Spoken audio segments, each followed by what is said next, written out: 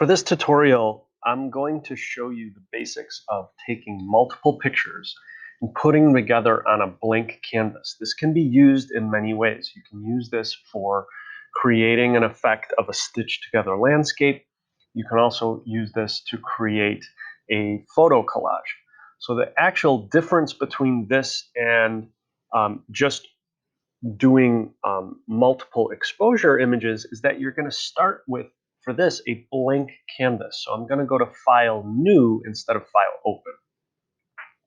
I'm then going to find the print options, which is going to give me sizes that I'm familiar with. So for this one, I'm going to go with 8.5 by 11. But I want to flip this so that it's wider. So I click this little flip button so the width is 11, the height is 8. This is just because of I know what pictures I have taken and that they're going to fit together better on a wider frame. You may need to go taller because you might have a more vertical oriented image. I'm going to hit Create. Make sure that this says 300 dots per inch, which is print quality. I'm going to call this Computer 2. You'll see why in a second. I'm going to hit Create, and here's my blank canvas. Now I'm going to go to File, Open, and actually before I do that, I'm going to go to File, Open, and Place. This is going to put the image into the existing document that I have rather than opening up a new tab. So Open in Place is the best way where you want to go for that.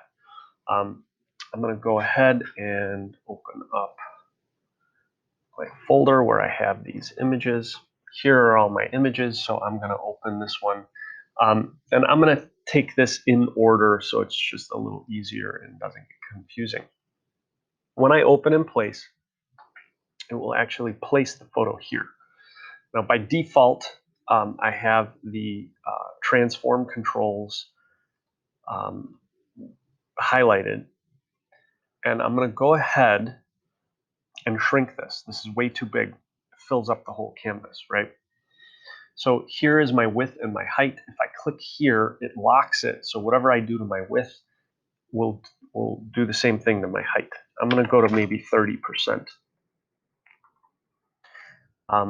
And so this seems like a decent size for stitching together what I have. I have about 3 images wide on this and about 2 images tall. So that seems pretty good for what I did. So I'm going to hit OK. Now I'm going to go to File, Open, and Place again. And I'm going to grab the next one. Now, because I remembered what my width and height were, I'm going to lock it again, and I'm going to do the same width and height, 30%. I click OK. This did not do this correctly. It did not stretch both directions 30%. So I'm going to edit, undo, and I'm going to try it again, clicking on this corner here, locking this, trying 30%. That did both. Now I hit the checkbox. And now I can move this into place where I want it. So this one actually needs to go down, and this one here goes on top. I'm not entirely happy with the size of this, so I'm going to actually stretch it a little bigger so that it sort of matches this a little bit better. And I'm going to go get the other images. This is the basics of how to do this. File, Open, and Place.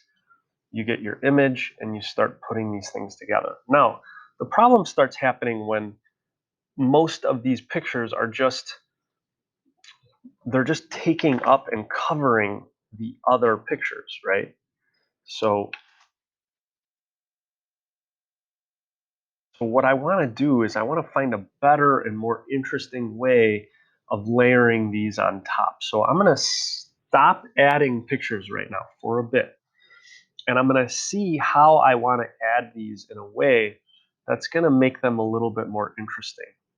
So if I hold Shift, I can stretch this a little bigger so that it's not quite, so it doesn't skew the image. So you can see like this kind of skews the picture If you hold shift though, it keeps the ratio the same. So I like something what's happening here, but I don't like all of this is kind of messing with the other layer that's underneath. So this is what I'm going to do. I'm going to go to the rectangular marquee and click and hold on it. And instead I'm going to choose the polygonal lasso. And what I want on this image is I want the keyboard and the computer. And I'm going to maybe cut the computer a little bit, just in a weird way that will help reveal the other layer. And then I'm going to cut this across and bring this back together. As soon as I do that, you'll see that the marquee changes to these dotted lines.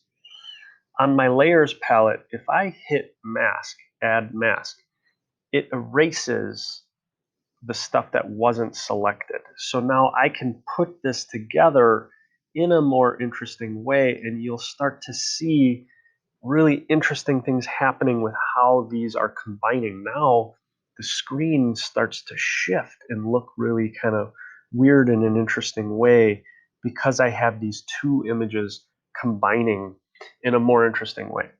I'm going to then see what I can do with this bottom image here. Now I kind of would like to see maybe this bottom image here needs to go on top, but again, it's erasing too much of the nice things that are happening.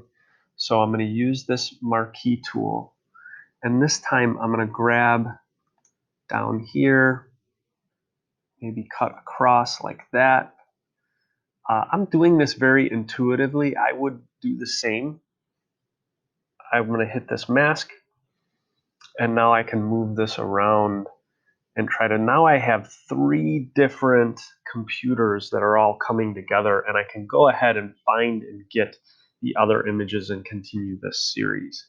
This is much more interesting than just straight up putting the images on top of each other. And this is fairly simple. When you're done, you always want to file, save as a PSD.